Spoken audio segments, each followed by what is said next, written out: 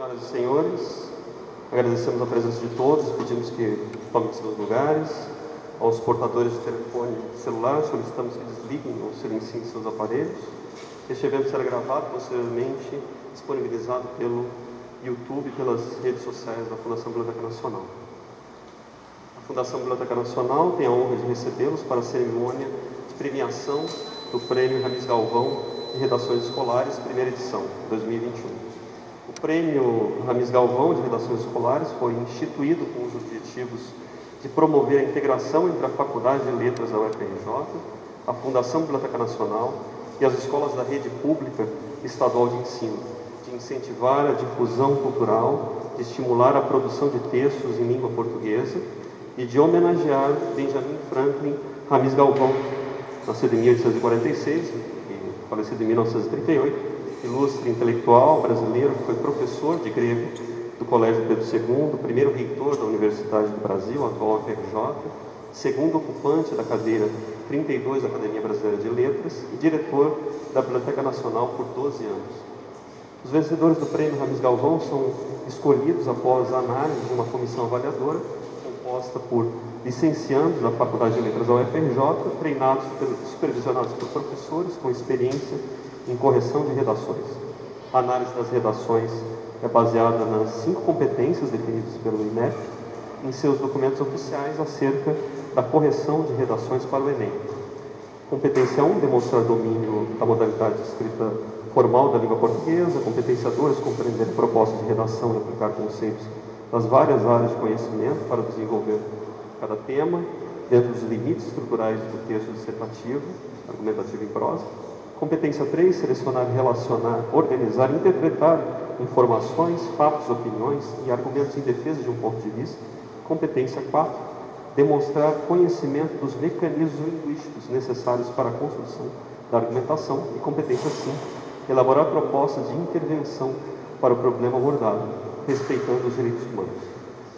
Então, convidamos agora para o seu pronunciamento o presidente da Fundação Biblioteca Nacional, professor Rafael Nogueira. Primeiro, sejam todos bem-vindos. Eu agradeço, primeiro, o fato de que o professor Fábio Spollein elaborou este prêmio, nos convidou a participar e ter um lugar de honra, tanto quanto presidente e também quanto professor. Por muito tempo, esta casa esteve fechada e eu estou muito feliz, é uma enorme alegria ter esta casa aberta e ver esse salão aqui repleto de pessoas, ainda que não, obedecendo todos os rigorosos parâmetros para mantermos a saúde em dia. Eu gostaria de parabenizar aqueles que venceram os prêmios, que estiveram aí os primeiros lugares, e também parabenizar mais uma vez o professor pelos temas. Os temas escolhidos foram muito interessantes a respeito das línguas clássicas, das bibliotecas, da cidadania. Está aqui exatamente os temas. Biblioteca é um espaço de saudade, até com alguma referência a esse fato de que houve uma certa paralisação absolutamente necessária e em acordo também com todos os servidores aqui, bem representados pela diretoria colegiada. Onde estão as línguas clássicas? Algo que desde a minha chegada aqui, eu disse que fortaleceria, a Moniquinha está aqui também do CCSL, para testemunhar isso. Os estudos das línguas clássicas, no contexto da Biblioteca Nacional, naturalmente, elas servem para o melhor proveito daquelas obras que nos chegaram desde tão longe no tempo. Nós temos também aqui Universidade, Biblioteca, Escola Pública e Cidadania. Um tema muitíssimo interessante, uma vez que a relação entre essas instituições e a cidadania é muito importante. Todos esses temas têm relação com a Biblioteca Nacional, com Ramires Galvão, um diretor, na época era diretor, bibliotecário-chefe desta casa, que também era professor. Eu tenho a alegria de compartilhar não só o bigode com o Ramires Galvão, mas também o fato de que sou professor e fui professor também de redação. Eu dava aula de História, Sociologia e Filosofia, mas eu dei umas dicas para uma aluna e ela conseguiu 960 no Enem. Os alunos começaram a me assediar. Qual é o segredo? Qual é o segredo? Qual é o segredo? O segredo era muito simples. Era preciso ter correção e obedecer aos parâmetros estabelecidos pela prova. As 5 competências.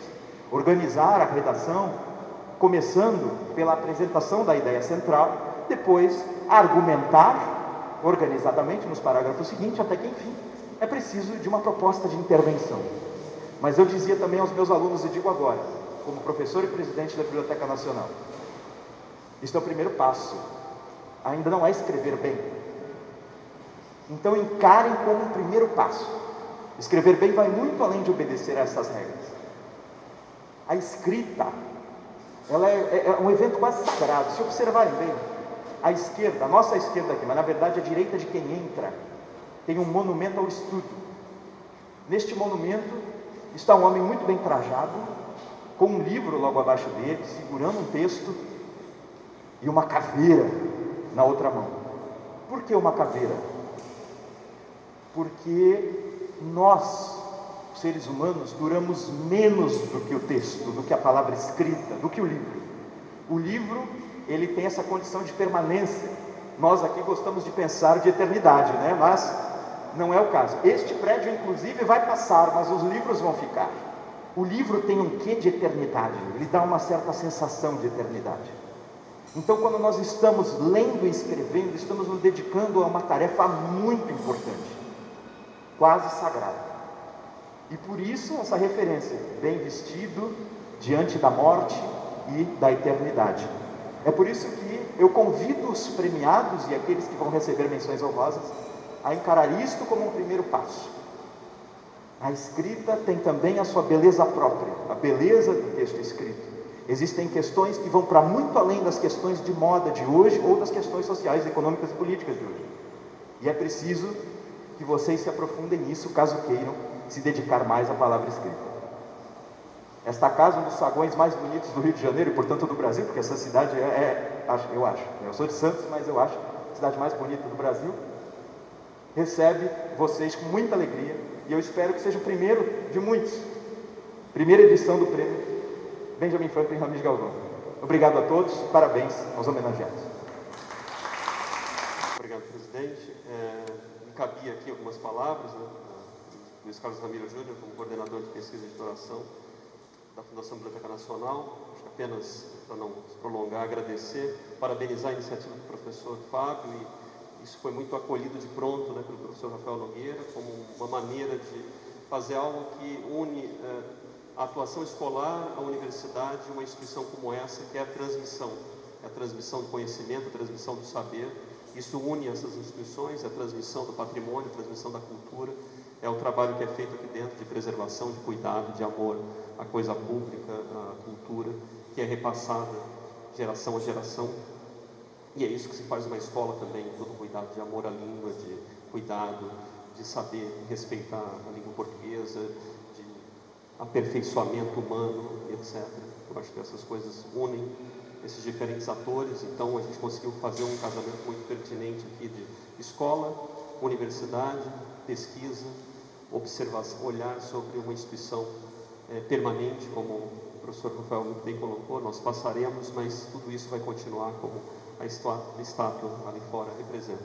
Então, nós sempre vimos, né, com muito potencial, e isso a gestão observou com muito potencial, e esse prêmio, eu acho que isso é esse incentivo, né, que a gente continue, e incentivo também aqueles que serão aqui premiados. Queria também agradecer a todos que estiveram fazendo esse evento acontecer, o Centro de Cooperação e Difusão, o coordenador-geral João Cabecinho e todos que estão aqui. Eu agora gostaria de convidar o próprio professor Fábio Provai, professor de Língua e Literatura Latina da UFRJ, também pesquisador do Programa Nacional de Apoio e Pesquisa da Fundação Biblioteca Nacional e coordenador desse prêmio, para tecer algumas palavras. Boa tarde a todos, boa tarde a todas. Antes de mais nada, gostaria de agradecer a presença e as belíssimas palavras do presidente Rafael.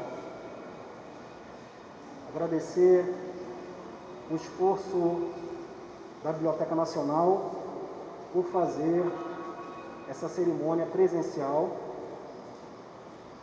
De fato, há 2 semanas atrás, estávamos ainda sem saber, né, se a cerimônia aconteceria presencialmente. A ideia original era fazermos uma cerimônia simbólica por meio do canal da Biblioteca Nacional, mas foi iniciativa da própria Biblioteca Nacional fazer essa cerimônia de maneira presencial.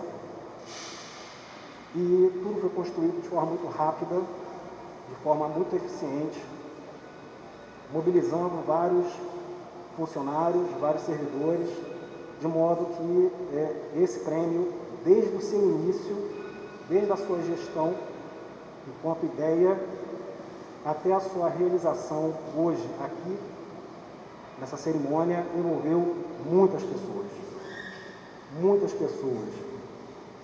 esperança, muito trabalho, muito carinho, né? Então, eu agradeço muito ao presidente Rafael e ao professor Luiz Ramiro por mencionar o meu nome, mas, na verdade, eu não sou nada mais do que um representante de um grupo de pessoas, né, que, com todos os obstáculos, com todas as dificuldades que a pandemia, né, causou, entre outros obstáculos, com todos esses problemas, conseguiram sempre se reunir periodicamente, né, e realizar o passo a passo para que a gente pudesse treinar os licenciados, divulgar, receber as redações, analisar as redações e estarmos aqui hoje presentes. Então, eu gostaria também de repassar esse agradecimento e esse elogio aos meus colegas da comissão organizadora. Infelizmente, todos não podem estar aqui hoje presentes. Nós temos aqui a professora Charlene, professora da SEDUC RJ, a professora Maria Cristina, que tem uma ampla experiência, né, com correção de redação Enem, nossa servidora lá da Universidade Federal do Rio de Janeiro, a professora Eliana, professora também da SEDUC RJ, professora universitária, também com ampla experiência em correção de redações, e o meu grande parceiro, Heitor Capres, que não é professor de redação, mas foi o elo que tivemos com as empresas apoiadoras, Positivo Tecnologia e Alterdata, que doaram gentilmente os dispositivos eletrônicos que serão entregues como prêmios, né? Então, graças ao Heitor, graças a todo o traquejo que ele tem, né, com as empresas de tecnologia, nós conseguimos fazer essa articulação sem a necessidade de assinar nenhum projeto, de assinar nenhum papel. Foi tudo feito de forma muito gentil e muito eficiente, né? Então, eu repasso esse elogio aos meus colegas da comissão organizadora que estão aqui presentes, os que não estão presentes por motivos pessoais, professor Pedro Barbosa, professora Tânia Martins e professor Renan Junqueira. Repasso também esses elogios e esses agradecimentos aos licenciandos que corrigiram e analisaram as redações. O Prêmio Ramires Galvão é uma ação extensionista. Não vou me delongar aqui, né, na definição do que vem a ser uma ação extensionista, mas, em linhas gerais, né, de forma bem básica, a ação extensionista é uma interação, é uma atividade de interação direta da universidade com a sociedade, né? Então, nessa atividade, os alunos do curso de graduação, no caso de licenciatura em letras, assumem uma posição ativa no seu processo de formação acadêmica. Então, eles foram treinados e assumiram justamente essa posição ativa, já praticando a análise de redações com as cobaias que estão aqui presentes hoje. Cobaias que, enfim, estão protagonizando aqui essa primeira edição do Prêmio Ramires Galvão. E, como o presidente Rafael já anunciou aqui, né, sugeriu, essa é a primeira de muitas outras edições, né? Então, todos nós pretendemos fazer com que haja muitas outras edições e que o prêmio cresça cada vez mais, contemplando não apenas as redações, né, que são a produção textual mais importante para o aluno do ensino médio, já que ele está se preparando para fazer o Enem, entrar na universidade, mas também produção textual voltada para o ensino fundamental, contemplando gêneros literários.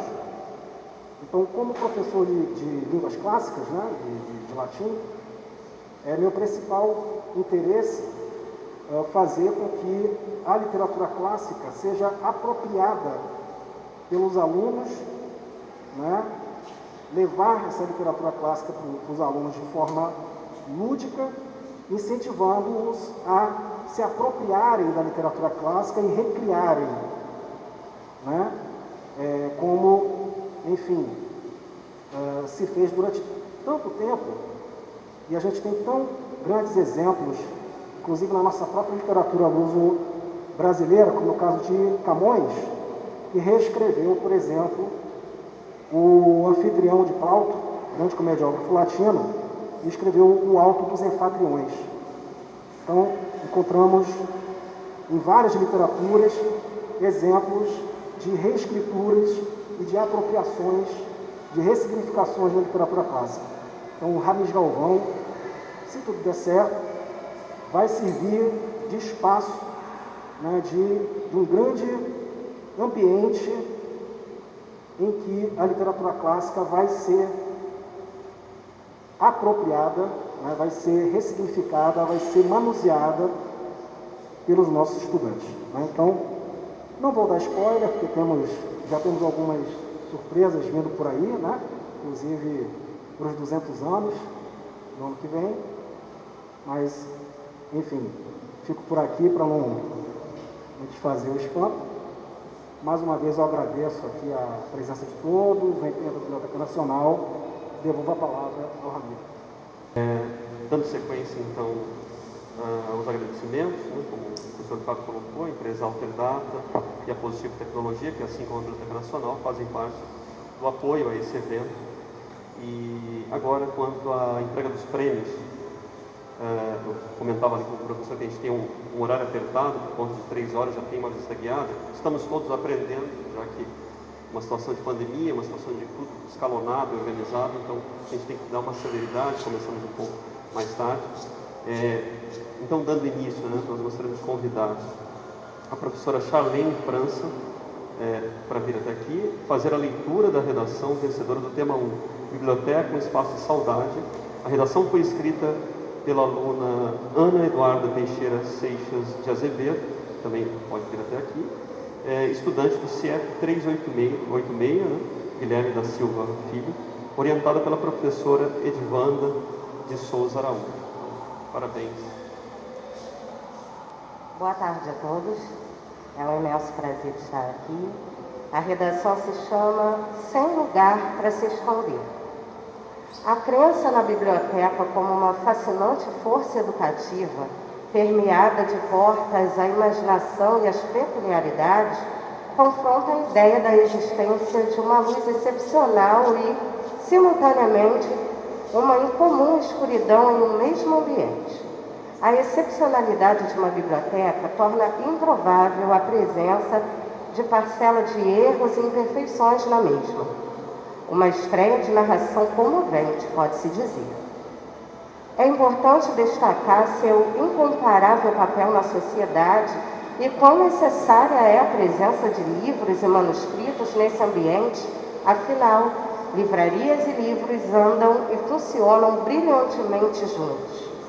Por um lado, há quem diga que a leitura é um delicado equilíbrio entre confrontar diferenças e questionar convicções.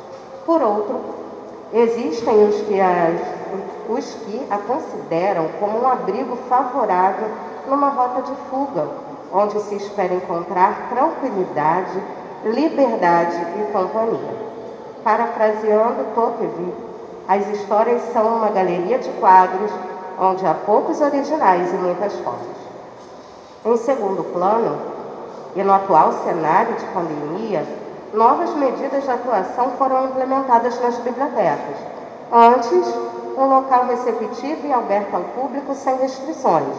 Hoje, o contato com livros é feito por meio de plataformas digitais e os debates literários via chamadas de vídeo. Contudo, existe um ininterrupto questionamento sobre possíveis detrimentos ou impactos que essas medidas poderiam provocar na sociedade, visto que a biblioteca representa uma valiosa conexão entre a dinamização da leitura e o processo ensino-aprendizagem. Pela mesma razão, e segundo a IFLA, Federação Internacional de Associações e Instituições Bibliotecárias, diversos governos estão propondo novas normas acerca da situação, desde pequenas restrições até o fechamento definitivo, preparando-se para possíveis alterações complementares, como a mudança de bibliotecários para outras áreas de serviço ou, na pior das hipóteses, a demissão deles. O ambiente silencioso tornou-se pouco confiável no combate à pandemia catastrófica vivida atualmente. Em síntese, torna-se necessário questionamento acerca do valor de um espaço tão importante para a humanidade como a biblioteca e a compreensão do atual cenário pandêmico, assim como suas restrições. A saudade, com seu significado genuinamente brasileiro e único, dos cheiros dos livros e da sensação de abrigo e liberdade, é o que mantém vivas as bibliotecas e as histórias inesquecíveis vividas nelas. Muito obrigada. A gente convida a Ana Eduarda, por gentileza, parabéns, e juntamente com a professora Edivanda, para receberem os prêmios.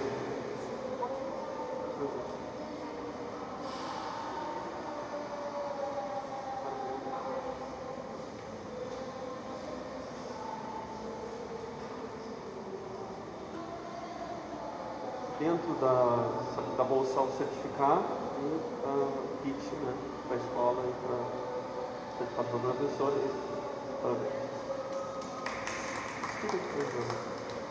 Bom, para a leitura da redação vencedora. Ah, sim, os tablets, claro.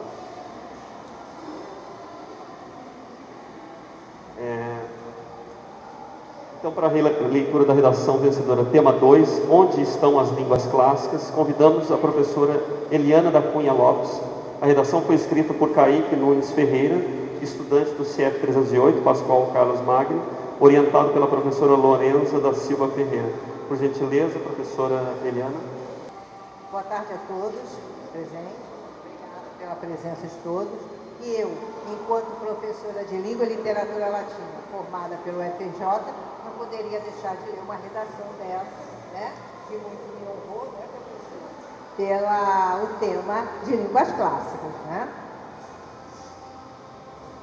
De acordo com o jornal Extra, o Brasil é um dos países que menos estuda línguas estrangeiras. Desta forma, o que dirá a respeito dos idiomas clássicos, considerados popularmente como mortos no imaginário público? De certo, a problemática dá-se pela falta de ensino de dialetos clássicos. A priori, pelo pouco incentivo cultural e financeiro para com projetos culturais que zelam pelo conhecimento contido nessas línguas. Dito isto, é frugal entender como estão essas línguas hoje. Em síntese, o Brasil sendo um país cristão, muitas igrejas católicas permanecem com a liturgia ortodoxa em que predomina o uso do latim. Porém, o número de igrejas que conservam essas tradições diminui a cada ano em detrimento de reformas litúrgicas mais progressistas. Denota-se assim um declínio crescente de falantes da língua latina original. Além disso, outro agravante é a falta de financiamento para o estudo destas línguas. Exemplo disto é o encerramento do ensino de latim pelo Colégio Pedro II, no Rio de Janeiro, por falta de verbas governamentais. Uma vez que no Brasil, cerca de 20% da população é analfabeta. Logo, o estudo das línguas primárias torna-se trivial para o Estado. Isto acarreta na elitização do ensino de línguas clássicas e na exclusão de grande parceria da população brasileira, que não dispõe de tal poder aquisitivo para o financiamento particular do ensino. Portanto, não se pode permitir que as línguas e dialetos que exerçam tanta influência hoje morram. Sendo assim, cabe às escolas principais, responsáveis pelo bem-estar social, financiadas pelo Estado, incentivar o ensino e a ressurreição das línguas mortas, buscando, por meio de matérias de estudo dessas línguas em suas grades curriculares, buscando mais verbas do governo para isso, para que, assim, os conhecimentos únicos dessas línguas milenares não vejam se perder, decretando a morte definitivamente daquelas que foram as matrizes do português e de tantas línguas modernas.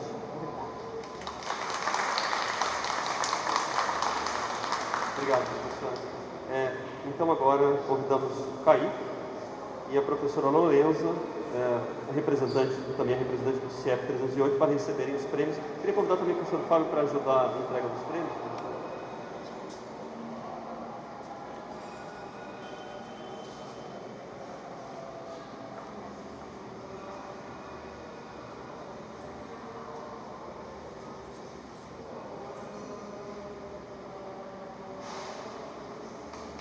Obrigado.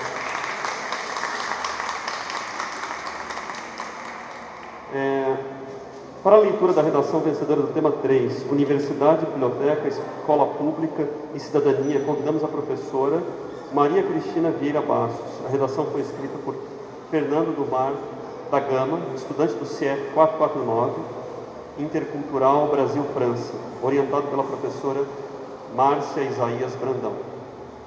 Muito feliz por estar aqui lendo essa redação curiosa, uma das, né? Pelo tema também escolhido. Vamos lá, professor? Né? Bem, vamos lá. No filme Central do Brasil, estrelado por Fernanda Montenegro, é retratada a vida de Dora, que ganha vida escrevendo cartas ditadas por analfabetos que desejam se comunicar com pessoas distantes, destacando uma de suas clientes, mãe de Josué, um garoto de 9 anos que também não sabe ler e escrever. Assim como na obra retratada, observa-se que na conjuntura contemporânea do Brasil, em virtude do descaso relacionado à cidadania dos estudantes, há a falta de um sistema educacional que assegure a todos o direito à educação, como consta na Constituição de 1988. Além disso, faz-se necessário evidenciar que a sociedade carece de oportunidades de caráter estudantil, como auxílio no ingresso à universidade e de espaços públicos de oportunidades de caráter estudantil. Em primeira análise, deve-se destacar a situação pandêmica na qual todas as nações se encontram, acentuando os índices de desinteresse dos alunos, né, em relação aos estudos, o que aumenta as taxas de abandono escolar, já que existe falta de incentivo e necessidade de trabalhar para o sustento próprio. Dessa forma, fica óbvio que com o passar dos anos, a quantidade de alunos dispostos a ingressar em universidade seguirá diminuindo, né, consideravelmente, afetando diversos setores sociais do país. É evidente, então, que pelo descontrole dos âmbitos social, político, econômico e educacional, gerado por conflitos de interesse e desacordos entre governantes, né, que grande parcela da geração de alunos dos próximos anos encontrar-se-á com dificuldades quanto ao seu papel na sociedade. Nosso aluno usou até uma mesóclise, né?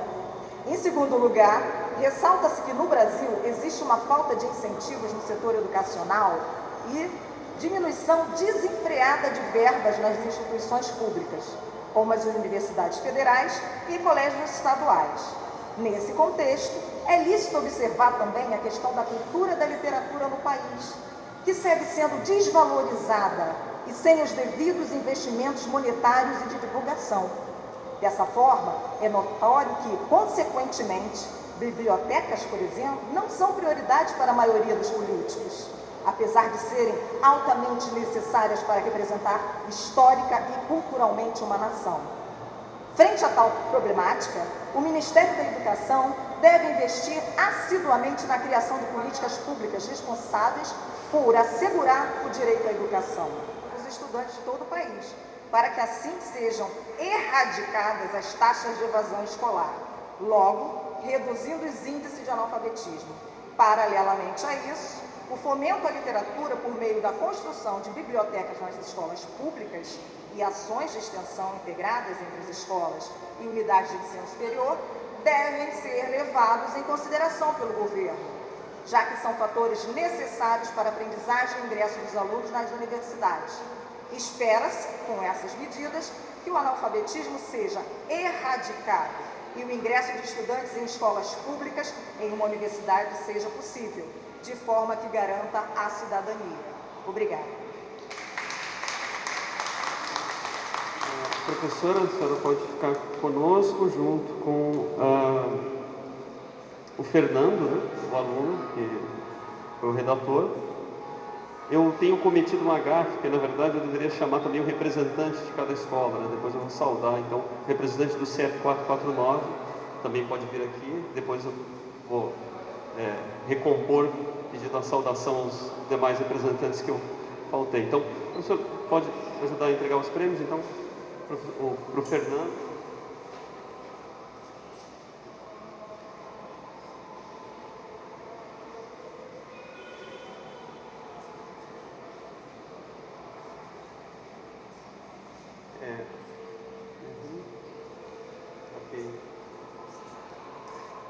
Fazendo, né, a minha culpa também, eu queria saudar o representante do CIEP 386, também parabéns a todos, e o representante do CIEP 308, também parabéns pela escola. Né?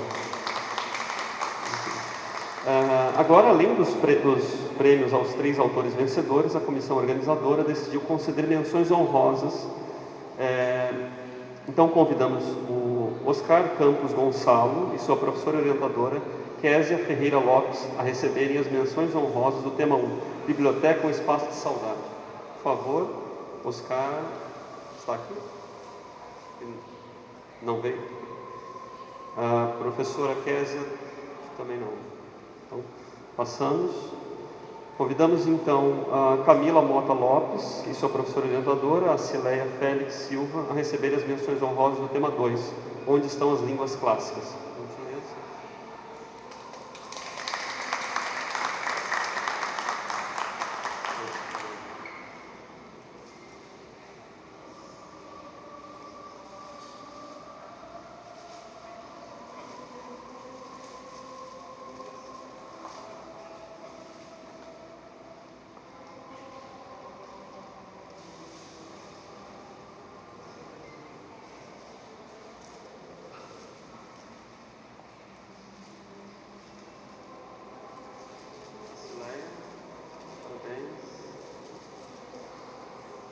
Parabéns, obrigado.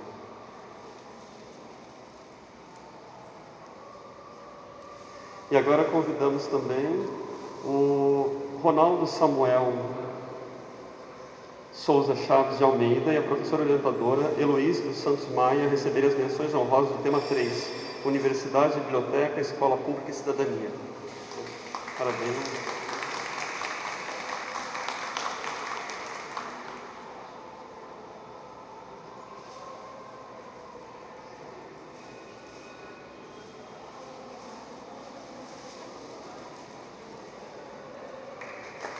Parabéns.